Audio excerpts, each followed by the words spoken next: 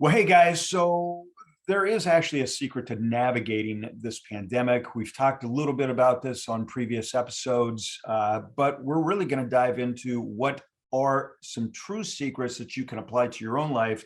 We're going to do that with former Navy SEAL and author of the new book, Walking in Mud, Steve Giblin. And we're going to do that because I think the world right now is wondering who the heck opened up Pandora's box, like social unrest, global pandemic. Everything that we thought was true to form, that we could depend on, that was normal, all changed in 2019, 2020, and we're continuing to feel those effects. It's what many of us in the military call VUCA, which stands for volatility, uncertainty, complexity, ambiguity. Who has not dealt with that these past couple years? So we're going to give you what you can actually do about it. That's what Steve's going to help us with. You're going to find out more about Steve and his 26-year career as a Navy SEAL, 28 years in the Navy. High respect for my guest today. So welcome to the Military Wire with Mike Schindler. I am Mike Schindler, and this is the podcast where we interview some of America's most elite men and women who have served this country in hopes that you can actually get something that you can apply to your own life and succeed with it and excel with it. So I want to give a shout out to our sponsors of the show, Bone Frog Coffee and Bone Frog Cellars, founded by my dear friend, Lieutenant Commander Navy SEAL Tim Cruikshank. Every time you purchase the coffee or the wine, portions of those proceeds go to either the Navy Fund or the Navy SEAL Legacy Foundation to help the families of fallen SEALs. So be sure that you check those guys out. So Steve, welcome to the Military Wire. Thank you, Mike. Thanks for having me. Yeah. So first of all, I'm going to give you an opportunity to kind of share with our audience your background. But as a sailor, I first have to address you as Command Master Chief. That would be the appropriate title. And I know for the show, I have permission to call you Steve. But Steve, why don't you, before we jump into your book, which is so good, Walking in Mud, why don't you share with our viewers why you joined the Navy? I was 2 months out of high school and I was looking for something to do. I'd been thinking about the military during the last couple of months of high school, and I was actually talking to my dad about it. And I also talked to some other people, brothers, and one guy in particular, one of my best friends, his father was in the Navy. And I think that was the thing that sealed the deal. This guy was Vietnam era. He was a carrier sailor, and he told me all about Westpacks and the fun that he had. And I said, that's for me. And I also had a sense of wanting to serve, and joining the military was the best way to do it. My father was a policeman, and I was actually entertaining the idea of doing 4 years in the Navy, coming back home, and either going fire department or police department. And while I was in boot camp, I discovered the SEALs, and it just changed everything for me. Wow. I love hearing these stories because my audience knows my story. I was sitting in the movie theater in 1987. And I knew I was going to be Tom Cruise. I mean, that was it. It was Top Gun that got me in. And I love hearing how people make the decision to join, because I think it says a lot about the individual. Like, what is the motivation? And so you did, you joined the elite part of the Navy, which is, you got into BUDS, you go through the training, and you share that in your book, Walking in Mud. You share that backstory, and I want to jump to your book. You say the basis of your book was really based off this typewritten document that you found, and I started reading this, and it almost sounds like The Secret, right? That movie that's from 2006. Like, I'm like, oh, okay, so what did he do? Did he do night raids on a CO's office? How did you come across this little typewritten document, Steve? Yeah, so when I was first writing it, I first told the story to John Land, my co-author. So I sent him what the backstory was on the document, and he changed a few things around. He's great at the systematic approach to being, to writing a book and everything else. He's a great author, and but some things were changed, and it did sound like I was doing a night raid on the CEO's office and rifling through his desk when I shouldn't have been. We were moving compounds, or changing, moving from an old compound to a consolidated compound on the East Coast for all the SEAL teams. I went through BUDS in 1983, and that was, that generation's big reorganization for naval special warfare. UDTs were converted to either a SEAL team or an SDV team. And for our particular coast, the East Coast, it was SEAL Team 4 the UDT 21 became SEAL Team 4, UDT 22 became SDV Team 2, and that was the team that I was at. And all three teams consolidated in one compound. So we were designated, the new guys were designated to move the compound, all the furniture and everything else, or clean out desks. With that compound, with the offices, came all new office furniture. So we had to clean out the old furniture, the desks and file cabinets, and just to make sure that nothing was left behind, I opened up the top drawer to the CEO's, what was the CEO's desk, and there were a couple of other things in there, but this document was in there. This is it. Wow. And it was just, I looked at it, I read it, and I thought, this is pretty cool. And as an E3, I didn't even think about going to the CEO and asking him if he wanted it back. Maybe I should have, but but now we have a great book from him, right? That's right. I've actually talked to him. I've talked to him. I relayed the story to him, and just recently, and he thought it was the greatest thing ever, the greatest story ever. He laughed about it. He had other copies, so he wasn't worried about it. Yeah, that's so cool. That's so what's really cool. So you become part of the elite force, which you described some of the experiences that you had to go through, becoming a SEAL. I love the stories. 26-year career with SEALs, 28 in the Navy. You advanced in rank to Command Master Chief, which, for those who don't know, that's E9, top of the enlisted rank. No easy task. You were part of a strike force that had something to do with Osama bin Laden. I mean, you faced multiple situations over your 28-year period with the Navy.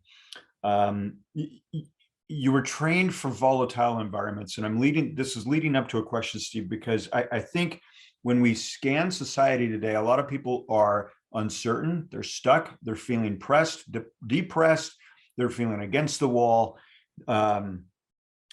Is there one thing that stands out to you as you scan our society, where when you step back and you kind of zoom out and you say, if people would just do this one thing, it would ease their anxiety? Is there one thing that steps out or kind of becomes clear to you? Absolutely. Well, first, let me make, and I don't mean any disrespect, Mike. I was already retired when they got bin Laden. Okay. But I was a member of that special mission unit for 14 years. And that's really where I learned kind of my backbone of leadership, but first followership. And I was mentored by some phenomenal SEALs along the way. Second, to your point, common sense is the one big thing that jumps out to me. And even with everybody, the vaxxers, the non-vaxxers, the masters, the non-masters, we got this thing that has killed over 780,000 Americans to date. I think it's 787,000 have died because of this virus that keeps circling the globe, and I would say common sense, and man, people just take a step back and think about what we're doing or not doing to, prevent this spread. And, my wife and I have had a ton of time to think about it, discuss it. And she's autoimmune compromised. So when this whole thing first struck, I was the one that was going out and doing everything. I did all the grocery shopping. I did any other supplies that we had to do, or, whatever it was. I was the one that left the house and went and did things. And when it first started, I was one of the very few people that was actually wearing a mask in stores. And I had people pointing at me, talking behind my back, whatever, looking, staring, some people even taking pictures with their smartphone, Yeah. And then I think it was about 3 weeks later, New York mandated that masks were mandatory. Yeah. And, lo and behold, we started getting these just incredible death rates. And I mean, it's just, and not that I'm not the smartest cookie in the shed here, but I just try to apply common sense. That's Yeah. all. And I think I want to dive into that a little bit too, Steve, because common sense doesn't seem to be that common anymore. I mean, common So the sense, saying goes. well, this is what I'm told to think. I've pushed back on some folks in saying that, I think one of the things missing in America today is critical thinking skills. To your point, which is common sense. We've not been taught how to think or think through, and certainly precautions are necessary. So how do we get to common sense? Because everybody thinks you're thinking with common sense. So it's easy to say common sense, but people are like, well, I've already got it, Steve. Well, forethought, kind of trying to look ahead and see what maybe that downstream effect might be. Yeah. Right. If I do this, these series of events might take place. Right. Yeah. And believe it or not, I mean, we do this every day when we're driving a car. If I decide that I'm driving along and I'm just going to go ahead and run the red light, what is that risk that I am posing to myself and everybody else? Right. Well, I better stop at the red light because now there's cross traffic. Right. So, that's forethought in in its most simplistic form. Yeah. But this is, forethought with regard to, how are we behaving? How are we, going throughout our day amidst this pandemic? And then there's example, you see the kids that are mimicking the parents, how they think, what their thoughts are on the pandemic and on the virus and on masking or not masking and vaccinations. And, and it just keeps going and going and going. It's perpetuating. Yeah. And we hear these horrific stories about these people, the father, the husband, the sole breadwinner of the family, lying in his hospital bed in the ICU. And some of his last words are, I wish I would have got vaccinated. Yeah.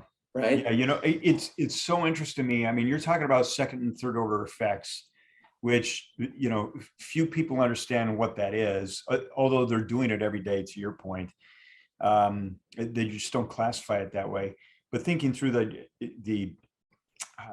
what are the impacts? What are the long-term impacts? It's so fascinating to me.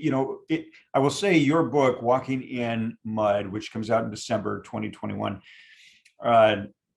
you address COVID, you address the pandemic. You really do provide the secrets to navigating this whole pandemic, and really, whether it's a pandemic or some other crisis that emerges next year, right? I mean, you've faced new iterations of crisis multiple years, right? So your body's kind of attuned to this. You've got what I so appreciate about your book that I was unprepared for, to be honest with you, was the prescription for healing. I love that each chapter ends with a prescription for healing.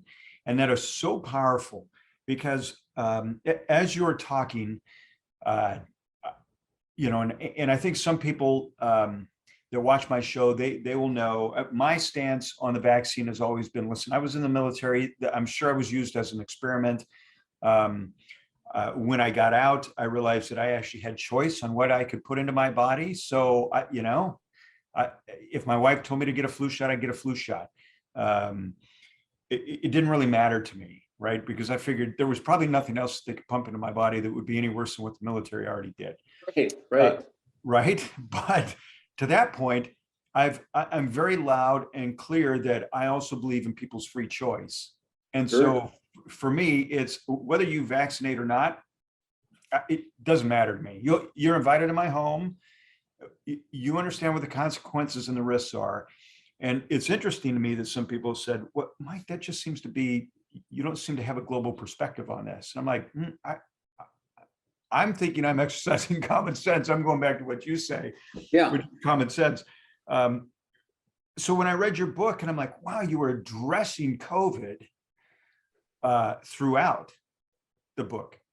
Now I want to be very clear to our audience that when COVID goes away, every principle that you talk about in this book is still very relevant. So you have something in here that struck me. It said, be open-minded, perspectives you disagree with. The reason I brought up the differences in whether somebody gets vaccinated or not is because that seems to be a clear area where I disagree with many, but many are not open to hearing a disagreeing thought. So you say it, so that takes a level of maturity and thinking. How do we exercise that level of maturity and thinking, Steve, to say, listen, I may disagree with you, but that doesn't make us enemies? Does that make Right. sense? Right. Yeah, sure. The emotional intelligence and, being able to see somebody else's perspective and to understand it. There's, there's arguments and then there's discussions. Yeah. And an argument is two people sort of having it out.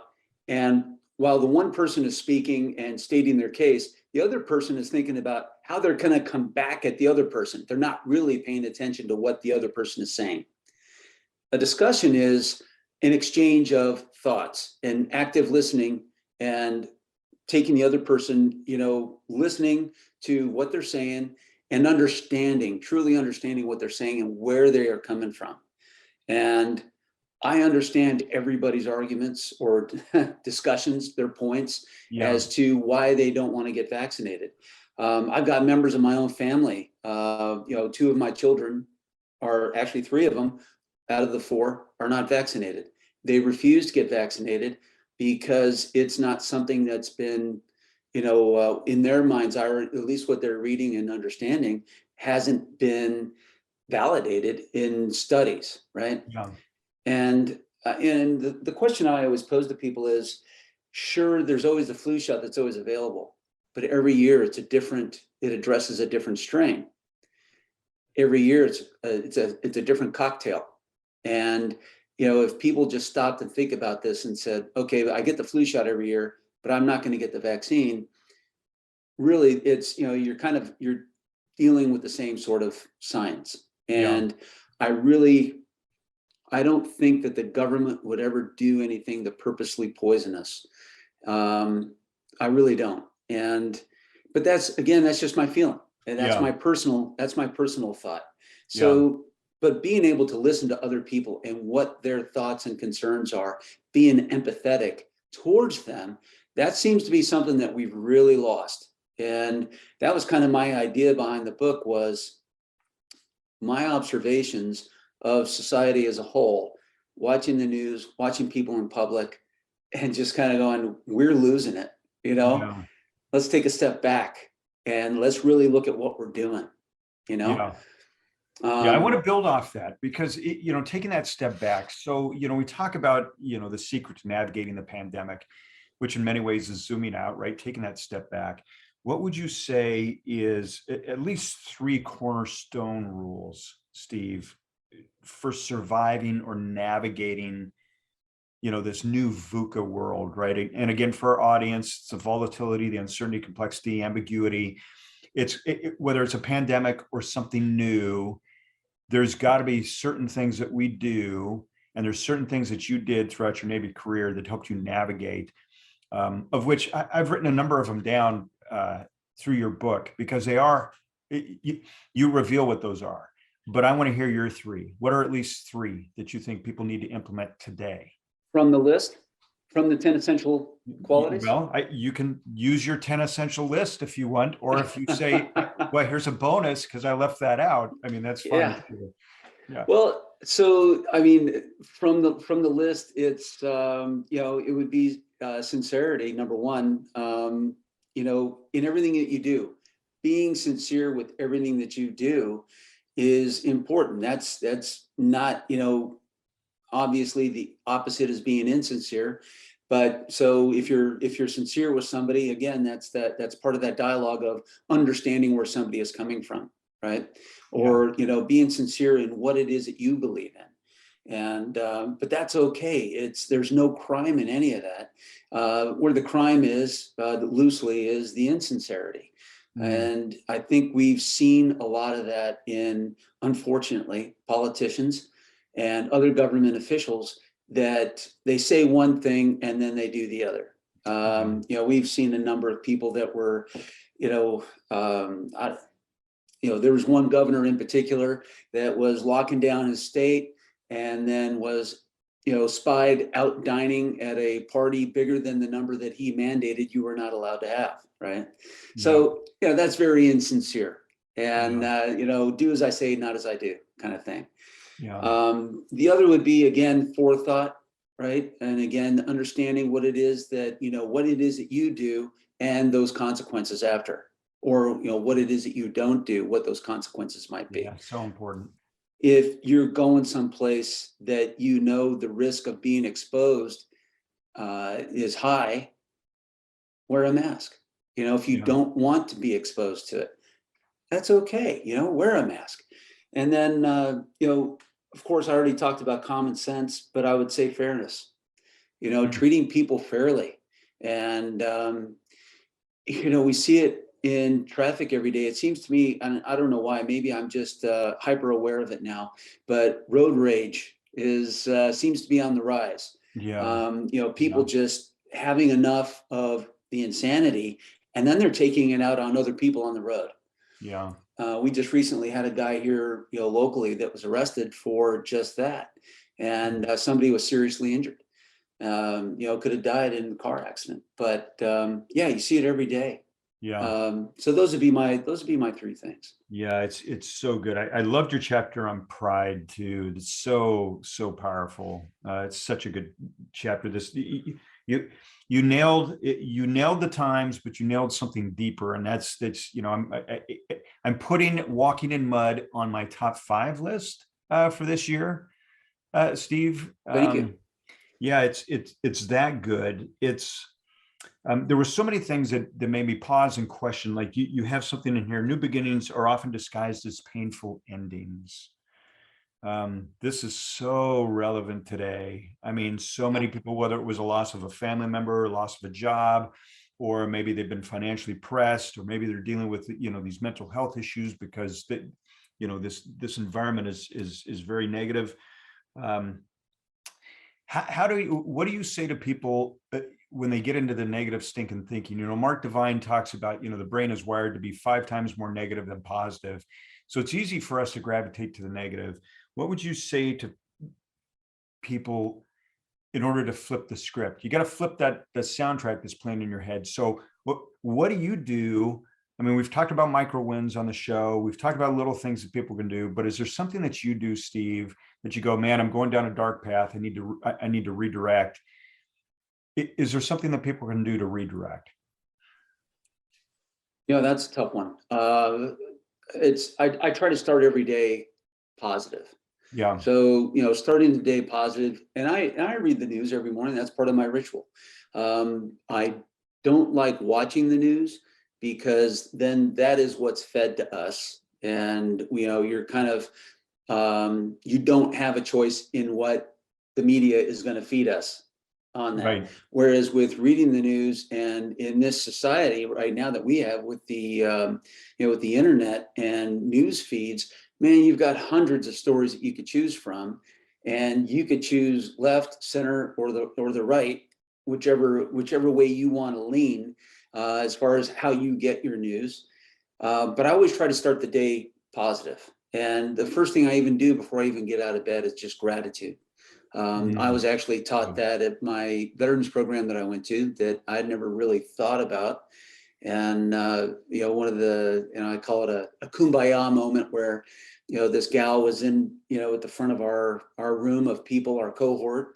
And she actually talked about gratitude and things that you're grateful for every day. And we would go through this exercise every day of just kind of, going through 3 things that you're grateful for that day. And I mean, it could be the people around you. It could be the circumstance, no matter how desperate it may seem. Maybe it's not as desperate as what somebody else is going through. And I'm sad for the people that have lost loved ones. I've had suicide in my family, And it's very impactful, very hurtful, with, getting through that, but you do get through it. Yeah. You do get through it, as much as it hurts, and the reasons that you don't know why. And, it's, you manage to get through. So just, buckle in and hold on tight. But start every day if you can with gratitude with what you do have. Yeah. So such a key message right there, the gratitude, and that takes discipline to do it. I mean, it's one thing to say, yeah, I'm grateful, but write it down. Yeah. That exercise and writing it down, writing down those three things. I keep a journal. People ask, what do you do? I've got a green one. I've got a black. I've got multiple journals that I keep.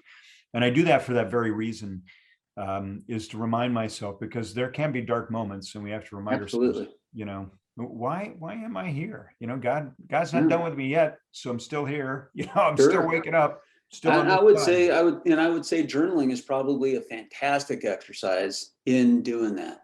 Yeah. I journaled for years even before I retired. I was journaling, and if I went back and read some of some of the things that I wrote down, yeah, there's some dark moments. You're dancing around a deep dark hole.